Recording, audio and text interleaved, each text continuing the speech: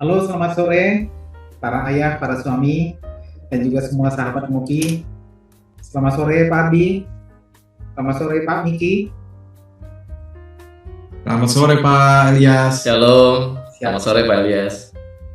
Sambil kita nyeruput kopi sore ini, kita ngobrol-ngobrol kecil yang sering sekali hal kecil ini bisa membuat suasana panas di rumah kita, sehingga rumah tangga kita menjadi panas dan dingin, yaitu masalah komunikasi. Ayo kita nyeruput kopi dulu.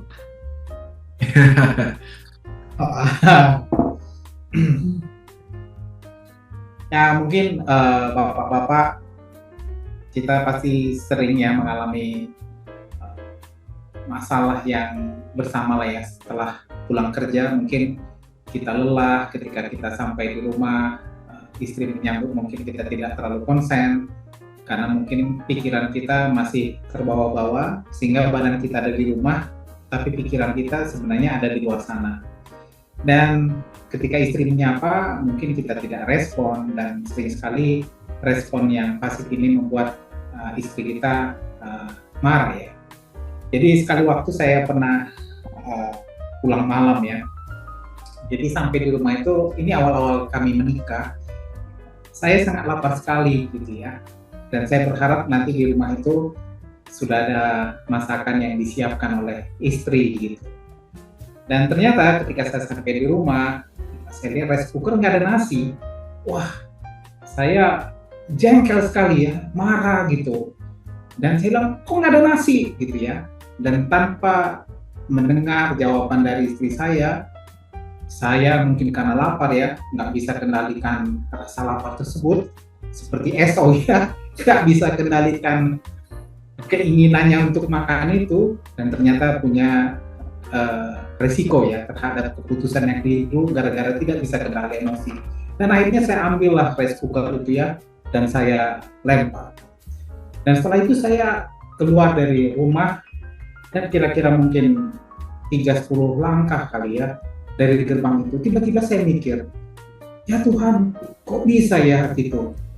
Hanya gara-gara nggak ada nasi, saya marah tanpa bertanya dan melemparkan rice cooker tersebut, sedangkan istri saya ini sudah lama saya doakan. Coba bayangkan ya, saya berdoa untuk teman hidupmu itu mungkin belasan tahun ya, dan hanya gara-gara tidak ada nasi di rumah, hampir saja saya kehilangan rumah tangga. Tetapi akhirnya saya pikir, aduh, saya ada pasti yang salah ini. Saya balik ke rumah dan saya peluk istri saya bilang, maaf ya, saya tadi lapar sekali. Nah, baru saya bertanya, kenapa nggak ada nasi di rumah? Lalu istri saya menjawab, saya sengaja nggak masak gitu, karena kamu sudah gemuk sekali. Gitu. Jadi berat badan kamu itu sudah lebih dari obesitas. Saya sayang sama kamu dan saya tahu kalau makan malam itu akan menambah lagi berat badan. Dan saya sengaja tidak masakkan nasi, mungkin cukup makan buah saja. Gitu. Nah, saudaraku, betapa bahayanya gitu. Kalau misalnya tadi saya nggak kembali, mungkin saya akan terus ke rumah ayah saya atau ibu, pasti ada makanan malam ya. Dan mereka, oh ya anakku makan, silakan, seperti itu. Nah, mungkin masalah ini akan menjadi masalah besar. Tetapi hari itulah saya belajar ya, betapa riskan sekali gitu, hanya sepotong. Kalau tadi dari awal saya mendengar alasan nggak ada, mungkin saya nggak lempar ya. Tapi karena nanti kita akan sampai di ayat itu ya, hendaklah kamu cepat untuk mendengar gitu dan lambat untuk marah gitu ya. Jadi saya hampir terjebak. Nah, tapi puji Tuhan ya saudaraku, karena sebagai seorang suami baru saat itu ya, baru berumah tangga, saya bilang, saya bersyukur kepada Tuhan karena dengan berkomunikasi waktu yang tenang, akhirnya saya tahu dia mencintai saya dan mengasihi saya, dan caranya untuk menolong saya itu dengan tidak makan nasi, tidak masak nasi ya buat malam supaya saya tidak terpancing untuk makan. Nah, jadi soalnya sekarang adalah kita tidak banyak mendengar ya, kita mungkin pakai pikiran kita saja ya, dia nggak masak berarti dia nggak sayang, dia nggak tahu saya lapar, saya capek, saya butuh makan, seperti itu ya. Padahal di balik itu ada istri yang menyiapkan makanan yang lain supaya berat badan saya itu terkontrol. Nah, jadi mungkin hal-hal ini hanya satu hal ya yang dari seluruh masalah yang bisa kita alami, tetapi bahaya sekali lah kalau misalnya komunikasi yang buruk itu bisa menjadi prahara ya, bisa menjadi sesuatu sumber masalah baru. Apalagi sekarang kita dengar ada istilah silent treatment ya, jadi ya diam-diam aja, anggap udah selesai masalah kamu, masalah udah aku aja yang pikirin gitu. Nah, oleh karena itu hari ini kita diskusi ya bapak-bapak dan para suami, para ayah ini, gimana nih kita menghadapi hari-hari yang begitu sibuk, begitu padat, tetapi kita bisa membangun komunikasi yang berkualitas, terutama juga ketika kita berkomunikasi itu dilandaskan dengan firman Tuhan.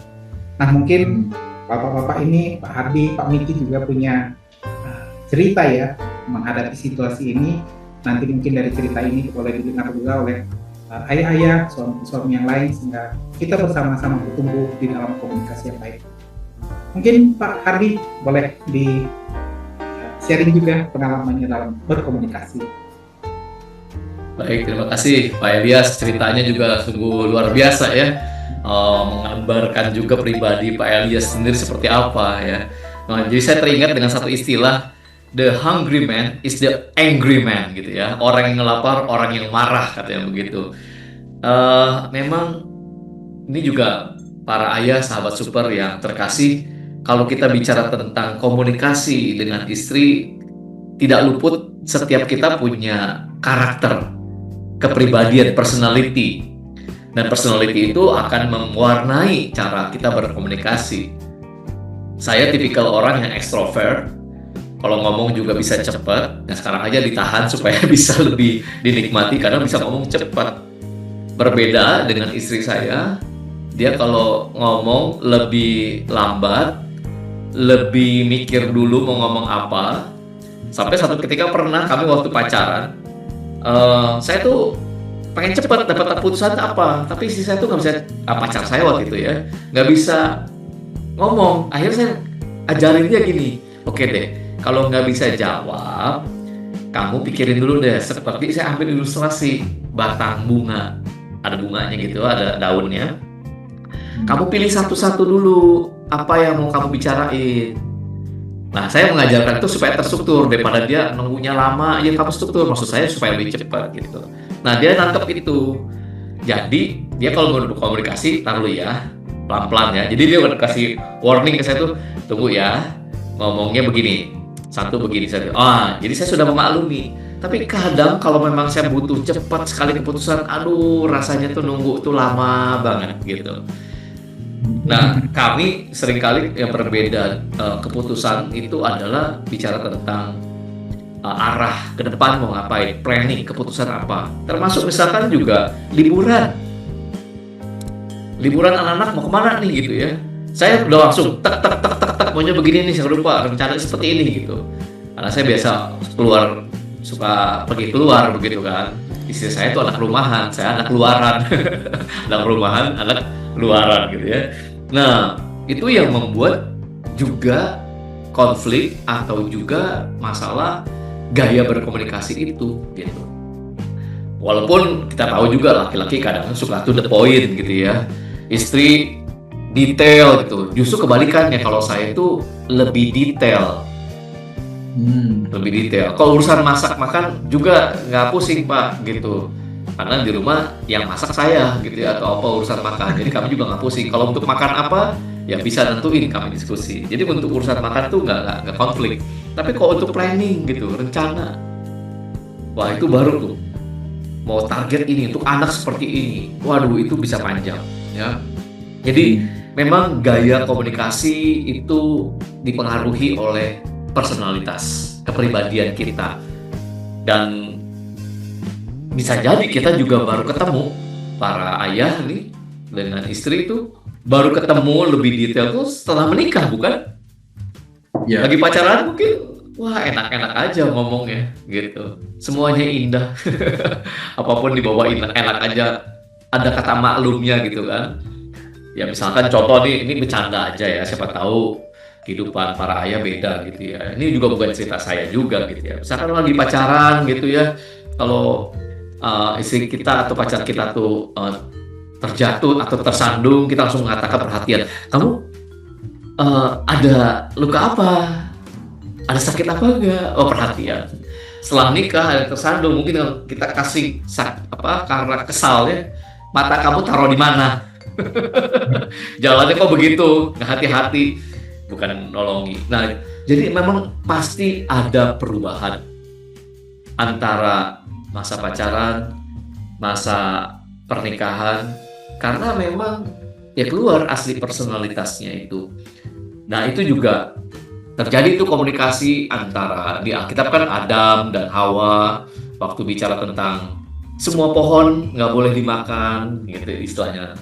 Agak berbeda juga begitu. Ya memang gaya komunikasi bisa mempengaruhi relasi suami istri. Tetapi itu bukan satu halangan yang tidak bisa diatasi. Tentu kita juga perlu belajar dari Alkitab gitu ya. Atau juga dari pengalaman Pak Miki gitu. Bagaimana kita juga bisa lihat Alkitab memberi gambaran apapun karakter kita, apapun permasalahan kita, tapi firman Tuhan menjadi terang buat kehidupan kita yang akan mengarahkan kita. Nah, bagaimana menurut Pak Miki? Apakah ada pengalaman atau terang firman Tuhan yang bisa dibagikan, Pak? Iya, terima kasih Pak Hardi. Terima kasih juga Pak Elias. Hari ini kita bahas sesuatu yang buat kita itu the key untuk ini ya, sukses dalam hubungan ya. Satu kunci yang penting untuk hubungan dalam rumah tangga, semakin adem, nggak semakin loyo ya.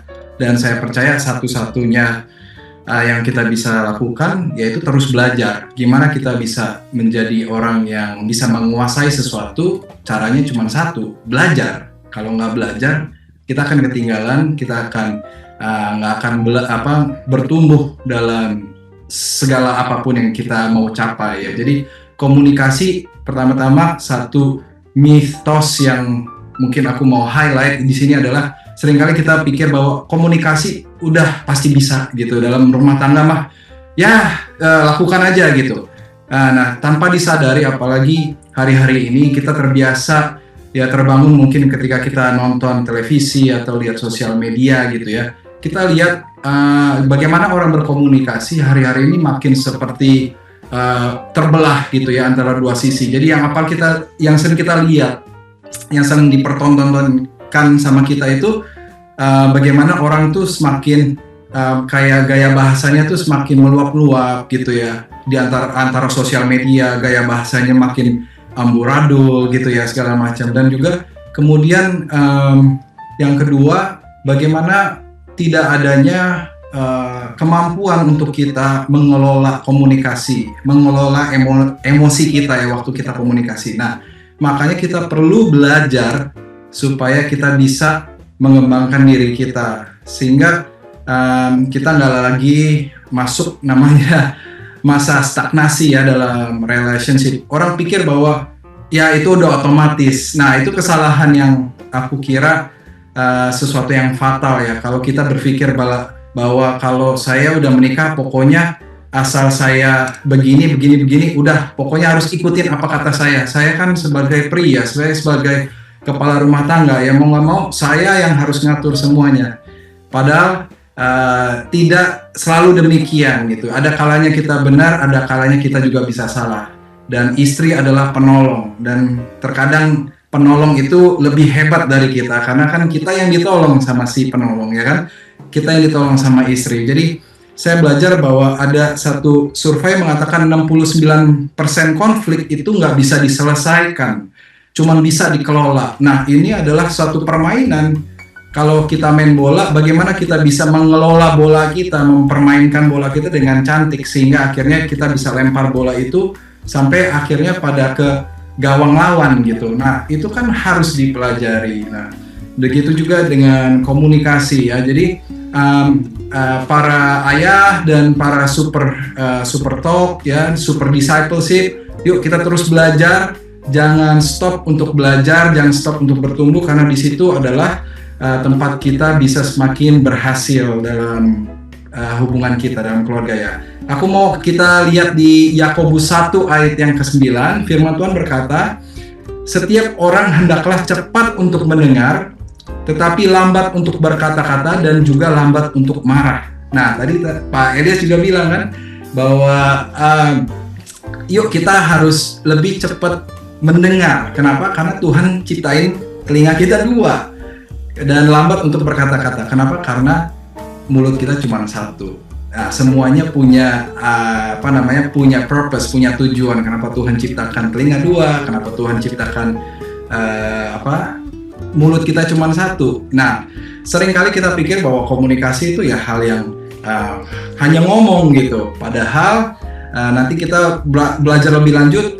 Salah satu cara kita untuk berkomunikasi adalah active listening, ya. Kita bisa mendengar, ya. Tapi mendengar gimana? Kalau gue lagi udah mulai marah dan sebagainya, nah itu kita harus pelajarin. Yang jelas firman Tuhan di sini sudah berkata demikian, dan kita bisa belajar bahkan di dalam Perjanjian Lama, ya, di Kejadian 1, ya, bagaimana ketika waktu manusia jatuh dalam dosa, yaitu di Kejadian 3, nah, si Hawa ini ditawarkan oleh si ular itu, ya, untuk berbuat dosa, untuk melakukan sesuatu yang bukan Tuhan kehendaki. Nah, komunikasi di situ, bagaimana ketika si Hawa itu salah berkomunikasi dengan ular, ya, dia menjadi salah mengerti apa yang Tuhan katakan di situ, ya. Nah, Adam dan Hawa pun jatuh karena dia salah komunikasinya. Nah, kata-kata kita itu bisa menggiring kita pada kesalah pengertian terhadap sesuatu. Nah, jadi kita perlu mengerti bahwa kata-kata kita itu punya dampak loh, gitu. Jadi hati-hati berkata-kata dan kita mau terus belajar. Intinya di situ kalau aku, Pak Elias. Baik. Terima kasih Pak Miki, ya. Saya rasa memang inilah tantangan kita, ya. Kalau dulu Hawa itu mungkin yang mempengaruhi matanya kan hanya satu pohon, ya, yang ada buah yang Tuhan larang. Tapi sekarang mungkin lebih banyak lagi godaan, ya, karena banyak mata yang bisa kita lihat gitu. Banyak sekali kemungkinan yang menarik gitu untuk menjadi satu keputusan bagi istri kita, ya. Karena semua kan terbuka lebar, ya. Ada tawaran apapun yang bisa dibeli, ya. Pembayaran juga dengan mudah, ya. Sekarang dengan QRIS, transfer semua. Kalau dulu orang tua kita susah, ya, karena membayar harus transfer, mungkin gerak-gerik mereka juga lebih terhambat. Nah, tetapi ini juga menarik, ya, buat saya mengenai komunikasi antara Adam dan Hawa. Kita juga jangan sampai terjebak gitu dengan cara-cara komunikasi yang seperti itu. Jadi kita nggak bisa pungkiri, ya, kalau istri kita di rumah itu kan mereka melihat, ya, lebih gampang melihat. Saya kan tukang bangunan. Jadi kalau di bangunan itu biasanya kalau struktur itu biasanya bapak-bapak. Misalnya layout, fondasi semua itu besi, itu nggak ada ibu-ibu yang datang. Tapi begitu bangunan sudah selesai, mau finishing, menentukan warna cat, ya, warna keramik, mebel, itu istrinya yang turun. Artinya yang mudah dilihat oleh mata, gitu. Tapi kalau urusan besi, fondasi, mereka nggak pernah datang berkunjung. Nah, jadi dalam hal ini, ya, saya juga berlatih, ya. Jadi sekali waktu kami ada satu acara pernikahan, ya, datang ke gereja, dan ketika lagi nyanyi itu ada seorang perempuan dengan banyak gelang, ya. Wah, cing gitu, ya. Dia menyanyi, mengangkat tangan, dan banyak sekali gelang gitu. Dan pada saat itu istri saya melihat gitu, ya, perhiasannya, mungkin begitulah dalam hatinya, ya. Dan saya ada di sebelahnya. Lalu setelah selesai saya bisikin, kamu punya perhiasan yang lebih hebat. Waktu itu anak saya bermazmur, ya, di depan dalam pernikahan itu. Dan saya lihat kalau perhiasannya ini kan buatan manusia, tapi anak itu yang bermazmur, anak kita itu yang kamu ajar sejak kecil, karena kamu sungguh-sungguh, itu nanti yang membuat hati kamu bahagia gitu. Dan ternyata setelah pernikahan itu, istri saya disalami, oh iya, ya, selamat, ya, anak kamu sungguh-sungguh jadi berkat begitu. Nah, maksud saya kita juga memang harus punya kepekaan ya. Maksudnya untuk mengcounter hal-hal yang mungkin dilihat oleh istri kita, mungkin kita belum sanggup secara ekonomi memenuhinya, tetapi ada yang lebih bernilai gitu. Nah mungkin Hawa, Adam pada waktu itu ya tidak sampaikan gitu nilai-nilai yang Tuhan sudah bangun. Sebenarnya kan tadi kalau Adam sempat counter aja ya, jangan Hawa gitu ya. Tuhan itu lebih baik daripada ular itu. Semua ini penuh kita yang berkuasa kok gitu. Tapi kan dia nggak sempat gitu, nggak counter balik ya, tidak menanamkan nilai-nilai yang Tuhan kasih kepada Adam sebagai kepala rumah tangga gitu. Ya. Sehingga akhirnya ikut dalam keputusan yang dilakukan oleh istrinya. Nah jadi saya rasa memang kita harus memberi waktu ya untuk bersama-sama mengkomunikasikan kembali gitu, bahwa kita ini keluarga Allah gitu, kita punya bos besar kita Tuhan, dan kitalah sebagai imam yang harus menyampaikan itu kepada istri kita gitu. Tapi kalau kita sibuk dengan pekerjaan kita sendiri dan semua nggak sempat menyampaikannya kembali, maka ini tentu akan menjadi masalah. Nah, contoh mungkin sekali waktu ya Pak Miki, setelah nanti punya anak akan bertemu lagi urusan sekolah anak. Oh, kita sekolahin di sini, ini sekolah yang terbaik, ini sekolah paling hebat. Nah, betul secara manusia. Tapi kita harus sampaikan ke istri kita bahwa masa depan itu Tuhan yang aturkan. Jadi sekolah itu adalah fasilitas tambahan gitu. Nah, tapi kalau kita tidak sampaikan dengan seperti ini, akan muncul, wah mungkin bapaknya nggak sanggup sekolahin, makanya nggak mampu di situ gitu ya. Nah, tapi kita harus balik lagi bahwa Tuhan yang memberkati. Jadi kejadian Adam dan Hawa ini saya rasa Adam nggak pegang kendali gitu, nggak counter balik gitu dengan bahasa yang meyakinkan istrinya bahwa tawaran ular itu tidak lebih baik gitu daripada yang Tuhan kasih gitu. Jadi memang komunikasi ini ya seperti kata Pak Miki tadi ya, nggak boleh kita anggap enteng gitu. Jadi mungkin itulah yang saya bisa sharekan juga, sehingga kalau ada komunikasi yang sehat, ya kan keluarga hangat ya. Jadi kita bisa dialog dengan anak semua gitu ya. Dan saya rasa inilah yang bisa kita bangun. Jadi kehangatan rumah tangga kita juga harus memang dibangun dengan komunikasi yang baik gitu. Sehingga tidak terjebak kita gitu dengan cara-cara berpikir atau juga cara pandang yang mungkin berbeda kita dengan istri atau dengan anak-anak kita. Mungkin itu dari saya, mungkin Pak Hardi. Boleh saya jawab Pak Ilyas? Iya Pak Miki. Saya teringat ini ada satu hasil studi Gottman, dia bilang suami yang mau dengerin istri lebih kecil kemungkinan cerai.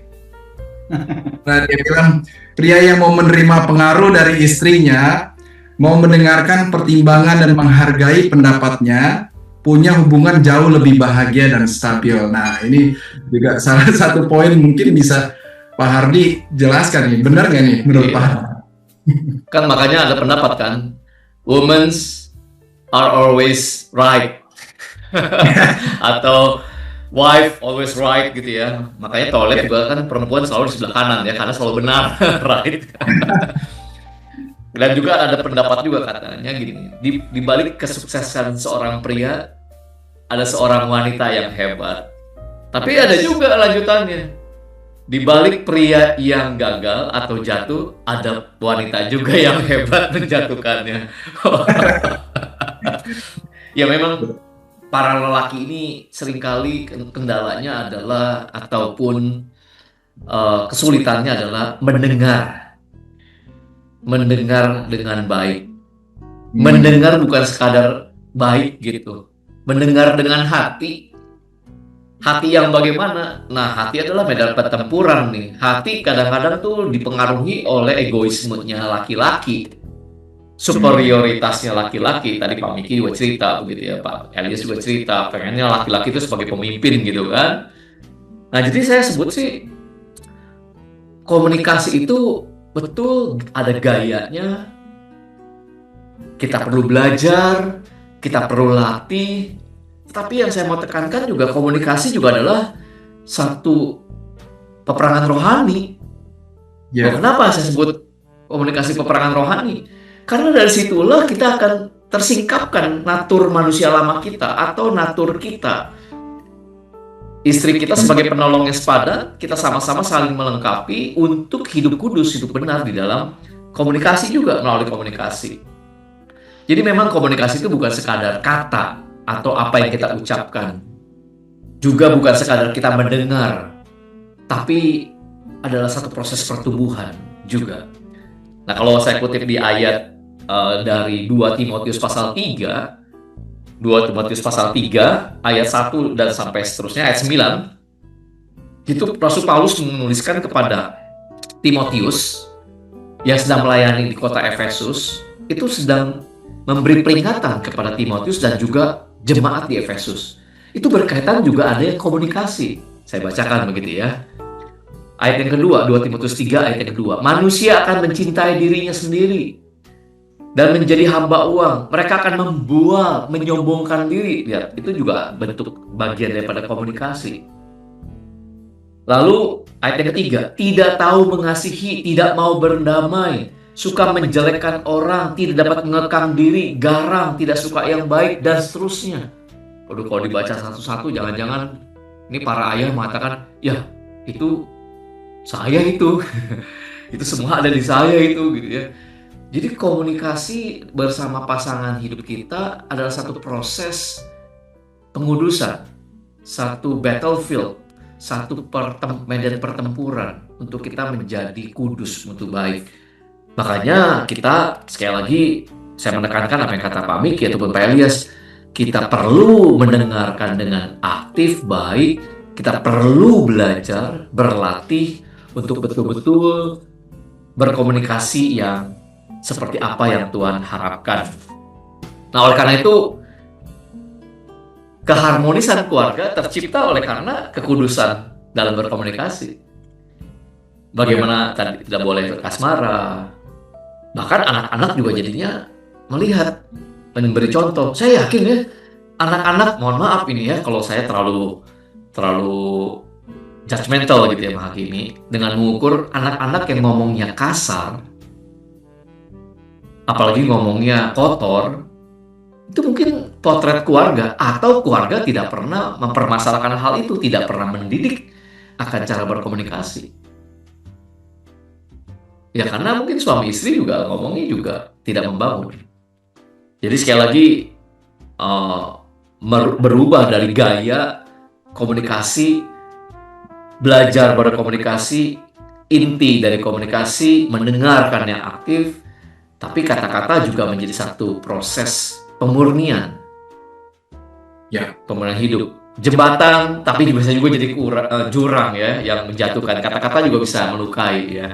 Seperti dari Yakobus tadi kan, lidah memang kecil gitu ya. Atau dalam ungkapan bahasa Indonesia, lidah memang tidak bertulang. Ternyata bisa setajam daripada silet. Ya memang bukan bukan isi ucapan yang suka bikin masalah, tapi cara menyampaikannya juga bisa. Tadi Pak Elias cerita juga sampai melempar barang atau pukul barangkali, kata-kata yang melukai gitu.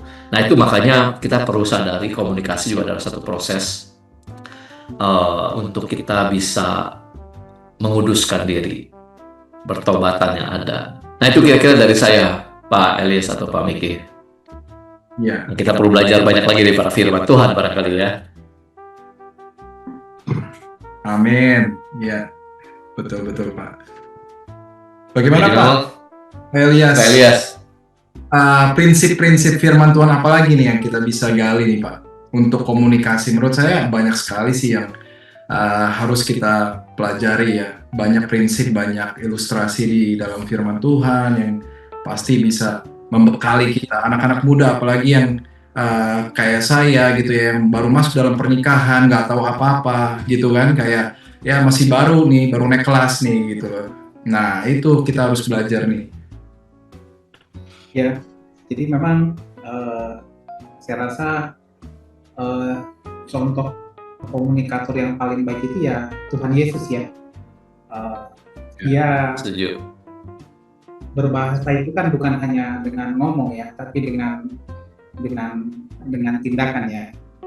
Jadi bagaimana Tuhan Yesus itu ya agak, saya banyak belajar ya, cara dia memandang satu masalah itu tidak dengan apa yang kita lihat dengan mata. Contoh, ketika Petrus yang menyangkal Tuhan Yesus 3 kali itu sebelum ayam berkokok itu. Tapi 3 kali juga Tuhan Yesus menyapa dia untuk mengembalikan identitasnya.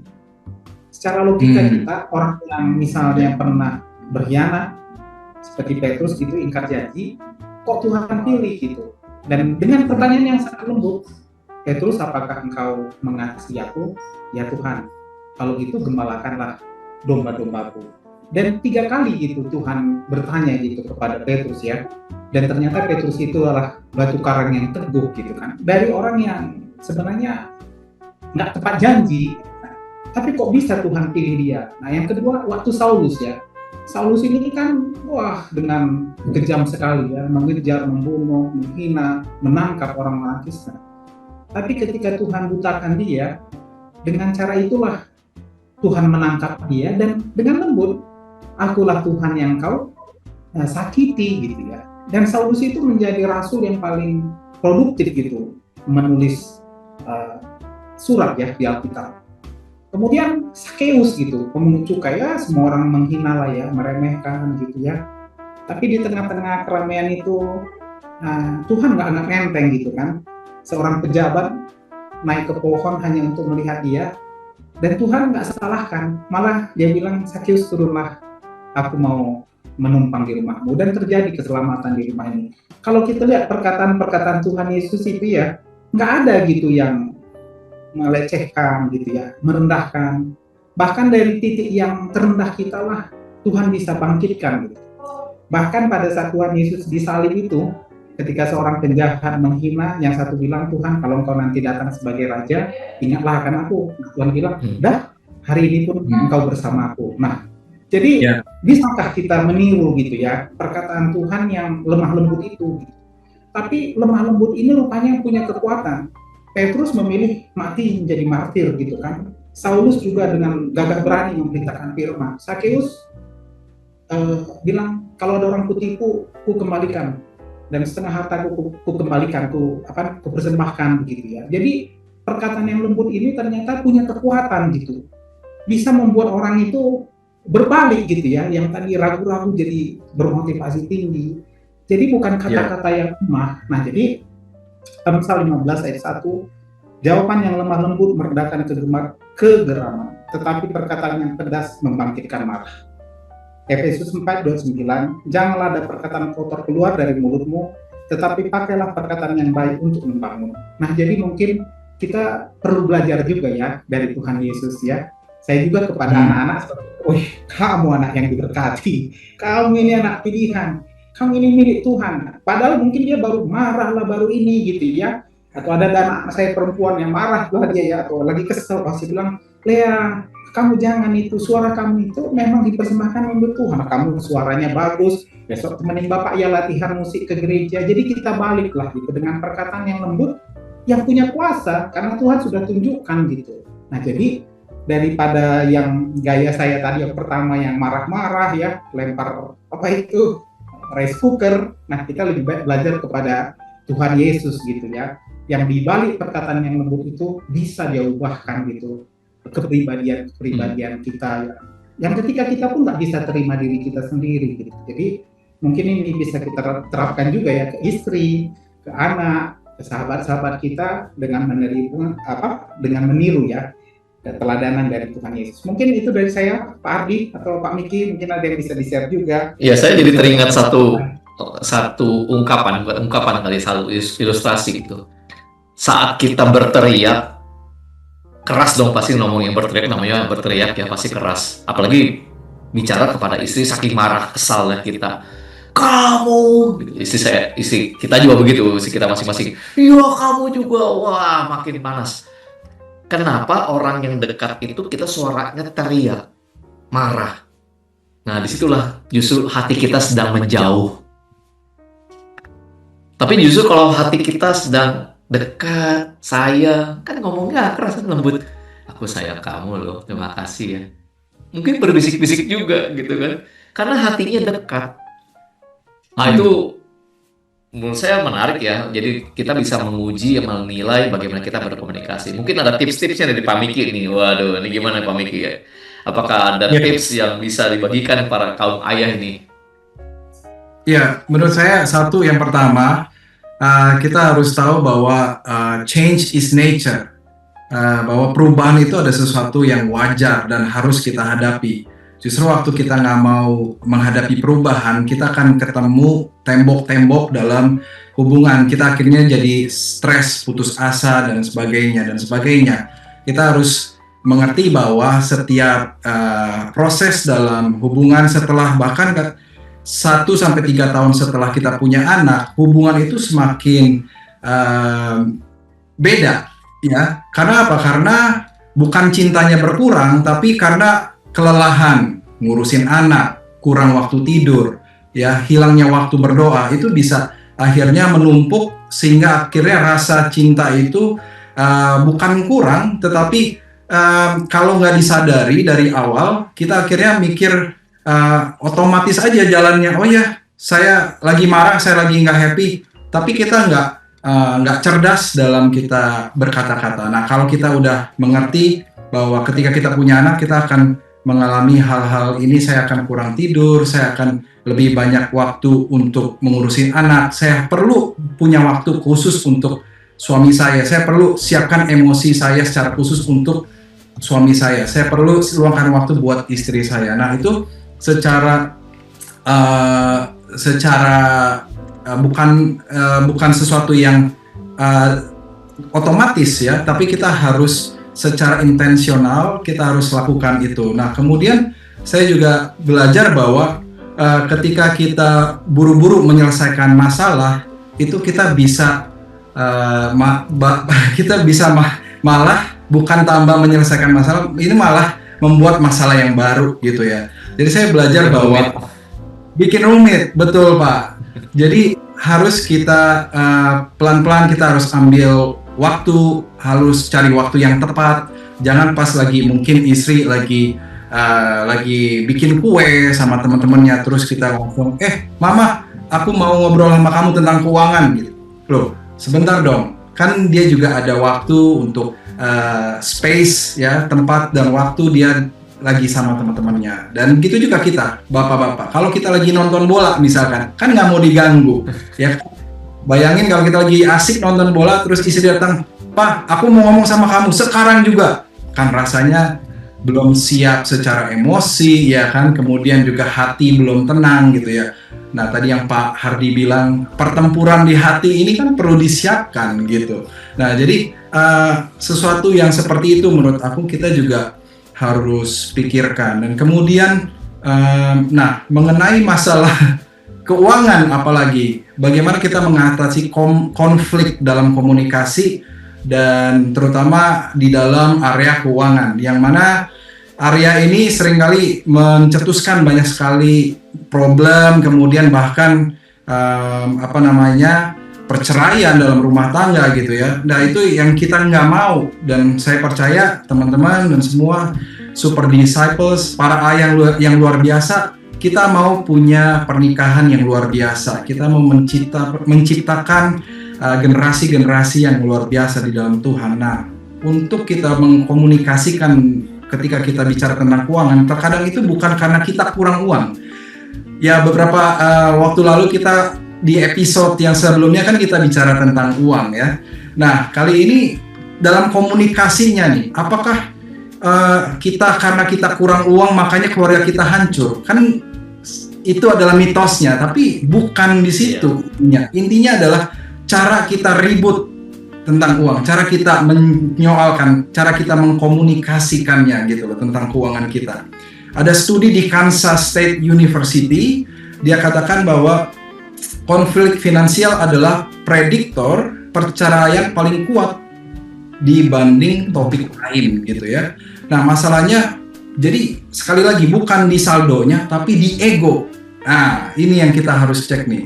Kadang-kadang ketika ngomong tentang uang itu kelihatan tuh, bukan saldonya yang bicara tapi kelihatan ego kita gitu kan. Nah, gaya hidup kita, terus bagaimana cara memandang kita tentang uang gitu ya. Nah, itu yang Tuhan sedang keluarkan dalam hubungan itu. Kita sedang melihat diri kita yang sesungguhnya. Partner kita akhirnya membawa kita seperti diri kita melihat diri kita sendiri seperti cermin gitu ya, bahwa ini loh diri kita sesungguhnya. Ketika kita melihat tentang uang, ketika kita melihat tentang anak, ketika kita melihat tentang masa depan gitu ya, partner kita itu sejatinya mereka membantu kita untuk menunjukkan siapa diri kita. Nah, kemudian saya rasa ini makanya disinilah pentingnya kita bisa meregulasikan emosi kita. Bagaimana kita bisa menyelesaikan konflik lewat komunikasi. Kita harus mengerti siapa kita, bagaimana saya berbeda dengan pasangan saya, bagaimana anak saya berbeda dengan anak saya yang kedua, yang lainnya. Seperti yang tadi Pak Hardi bilang, setiap kita punya karakter, setiap kita Tuhan ciptain punya personality yang berbeda-beda. Nah, Dr. Gary Chapman bilang ada 5 gaya cinta ya, love language gitu ya. Yang pertama ya kan words of affirmations, acts of service, kemudian receiving gifts, quality time, dan terakhir physical touch. Nah, kita perlu tahu pasangan kita itu love language-nya di mana. Ketika kita tahu, misalkan istri saya, dia love language-nya adalah di quality time, kemudian acts of service. Yang saya belajar dulu, saya waktu nggak ngerti, saya kasih aja. Saya words of affirmation, saya suka dipuji. Saya coba puji dia terus. Saya pikir kok dia nggak puji saya balik.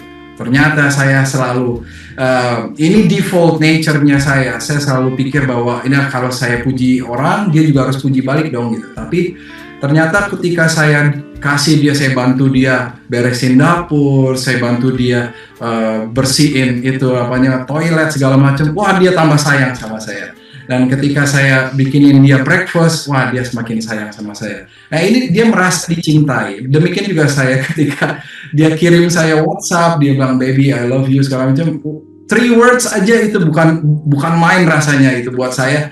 Itu lebih dari buat saya kasih saya lots of money gitu ya. Jadi buat saya itu hal yang luar biasa. Nah, belajar mengenal pasangan kita, karakternya, kemudian konflik resolution-nya seperti apa ketika saya menghadapi masalah dalam keuangan, dalam membesarkan anak dan sebagainya. Ini sesuatu yang sejatinya kita terus harus pelajari dan kemudian kita bisa menjadi manusia yang lebih dewasa lagi. Dan saya rasa nggak ada waktu yang telat. Bahkan setiap kita di umur yang 40, 50, 60 kita masih bisa terus mengalami konflik, dan artinya kita butuh orang lain, butuh komunitas, butuh bapak-bapak yang memberikan kita semangat gitu ya. Gimana Pak Elias? Wah, menarik sekali ya apa yang dikasih share tadi sama Pak Miki. Memang mungkinlah Tuhan ajarkan kita ya untuk retreat ya. Retreat itu kan bukan kita seperti yang mungkin kita biasa di gereja, mungkin ada agenda retreat ya, tetapi mungkin setiap hari itu kita sisihkan juga waktu ya untuk bisa kayak audit ya mungkin ya, yang tadi kebutuhan istri yang kadang karena saking sibuknya kita kan memberi berdasarkan apa yang kita mau ya, padahal dia mungkin pada saat itu perlu dipijit gitu ya, bukan perlu dikasih uang pada saat itu ya. Dia kelelahan gitu ya, nah, kita sodorin misalnya ujiannya terbalik, jadi ini kan perlu kepekaan. Nah, kepekaan ini kan Tuhan Yesus ajarkan memang untuk sisihin waktu ya, untuk jeda gitu dari tengah-tengah kesibukan. Dan mungkin inilah waktu kita untuk mendengar juga ya, karena memang kan istri tentu secara tetek bengek itu kan lebih repot lah dibanding bapak ya, karena urusan rumah tangga itu kan juga, wah kalau saya istri nggak di rumah pening saya Pak, jadi udah nggak konsen ya, urusan anak 3 minta ini minta itu, PR antar sini, waduh itu sangat menyita sekali dan lemas saya, bisa jadi tidur gitu ya. Nah jadi tentu ini juga kita hargai bahwa istri itu mereka memang penolong ya. Saya juga merasa oh ini ya maksudnya penolong itu ya. Oh saya rasa di luar sana kita jagoan ya, tapi di rumah kalau nggak ada istri babak belur kita. bisa pakai setrika, ya kan, nggak ada yang urusin, jadwal semua. Nah, jadi mungkin kompensasinya ya kita sisihin waktu ya, sehingga tadi apa yang Miki sampaikan itu terakomodir ya. Jadi memang ada regulasinya lah. Kita oke lah, saya harus waktu. Dan juga saya memang melakukan hal itu juga ya di rumah. Tadi anak-anak gimana. Jadi report itu sebenarnya dapat harian saya ya. Sebelum tidur ya, tadi ini anak-anak gini. Jadi soal satu hari itu terselesaikan gitu ya. Nah, yang kedua saya juga mau share ya, kalau misalnya di antara kita lah suami istri yang lagi konflik, kami buat juga ininya aturan main ya. Jadi kalau ketika kita yang bermasalah, maka nggak boleh misalnya nggak mau ketemu saya, nggak mau ngomong sama saya mungkin ya. Tapi kalau diajak berdoa nggak boleh dilawan. Nah, jadi saya biasanya pakai taktik itu, ayo kita berdoa lah. Di situ saya bilang, Tuhan aku tadi salah, aku tadi bikin istri saya atau Sari kecil hati, saya minta maaf. Dan akhirnya kan selesai. Jadi kita punya pihak utama gitu, mediator kita ya, yaitu Tuhan Yesus gitu. Jadi kalau saya berselisih sama istri, kalau saya lapor ke orang tua, dia lapor ke orang tua, belum tentu selesai.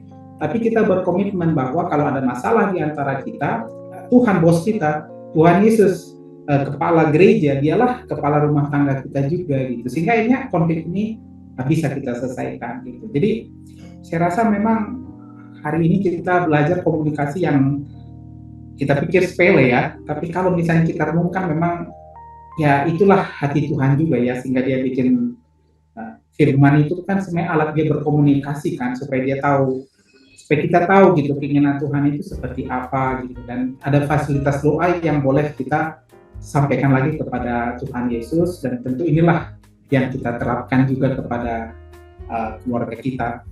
Mungkin saya rasa itu ya yang hari ini bisa kita dapatkan sama-sama. Mungkin sebelum kita berkesimpulan, Pak Hardi mungkin bisa tambahkan juga dari resume Pak Niki tadi. Ya, paling kita sekali lagi makhluk yang dicipta oleh Tuhan, tentu gambar dan rupa Allah juga itu adalah ada bagiannya adalah komunikasi. Allah kita adalah Allah Tritunggal yang mereka juga berkomunikasi. Sehingga gambaran komunikasi itu ada juga di dalam kita berrelasi. Kita sebutnya makhluk sosial. Jadi memang kita perlu terus semangat untuk berkomunikasi dengan baik, karena itu menjadi satu gambaran tentang Allah dalam kita berrelasi dengan orang lain, suami istri, bersama dengan anak juga. Sehingga para ayah semangat untuk berkomunikasi, terus mengabarkan kasih Kristus dalam perkataan kita. Itu dari saya, Pak. Oke. Jadi Bapak-bapak, kita sudah ngobrol panjang sore ini. Intinya tadi ya, kantong boleh kuat tapi hati keluarga harus lebih kuat. Materi itu penting tapi bukan segalanya. Warisan terbesar yang bisa kita tinggalkan bukanlah tabungan atau aset, melainkan iman dan karakter yang kokoh. Tetapi untuk melaksanakan itu perlu komunikasi. Ya, kita mengkomunikasikan nilai-nilai dari Alkitab yang berkomunikasi lewat bahasa tubuh, berkomunikasi lewat bahasa dan ucapan, dan Tuhan Yesus sudah mengajarkan kepada kita bagaimana pribadinya yang lebih banyak mendengar, melihat sebelum berkata-kata. Dan seperti tertulis dalam 2 Timotius 1:5, sebab aku teringat akan imanmu yang tulus, ikhlas, yaitu iman yang pertama-tama hidup di dalam nenekmu Lois dan di dalam ibumu Eunike, dan aku yakin hidupmu juga di dalam dirimu. Maksudnya adalah warisan iman itu mungkin ketika kita tadi ya berbicara kepada anak kita dengan lembut, berbicara dengan istri kita dengan lembut, maka ini akan menjadi teladan juga buat anak-anak kita, sehingga mereka juga akan menyampaikan dengan cara yang sama. Jadi saya rasa memang komunikasi ini adalah bagian dari tindakan iman dalam keseharian kita. Setelah apa yang kita ketahui, kita sampaikan, dan ketika kita mengalami masalah, kita pun berkomunikasi. Itu adalah tindakan-tindakan iman yang akan dilihat gitu oleh anak-anak kita. Bagaimana kita merespon setiap masalah, apa kita bersyukur atau kita mengeluh, apakah kita hanya menggerutu atau kita mengucap syukur, ini akan menjadi teladan gitu di dalam rumah kita. Oleh karena itu, saya rasa mari kita melangkah dengan semangat, berkomunikasi ala Tuhan Yesus, lebih banyak mendengar, melihat, dan berkata dengan lembut. Dan kita tadi melihat bagaimana Tuhan bisa mengubahkan dari perkataan yang sedikit, tetapi memberikan dampak yang besar kepada orang-orang yang bergaul dengannya. Semoga kita menjadi suami yang berdampak kepada istri, menjadi ayah yang berdampak ke anak-anak, dan lewat rumah tangga kita terpancarlah kebaikan Tuhan lewat cara kita berkomunikasi, lewat cara kita berkata-kata, dan mengaplikasinya dalam hidup-hidup kita. Mungkin itu dulu pertemuan kita sore ini. Semoga menjadi berkat buat semua para pendengar setia Super Talk dan para ayah dimanapun berada saat ini. Terima kasih.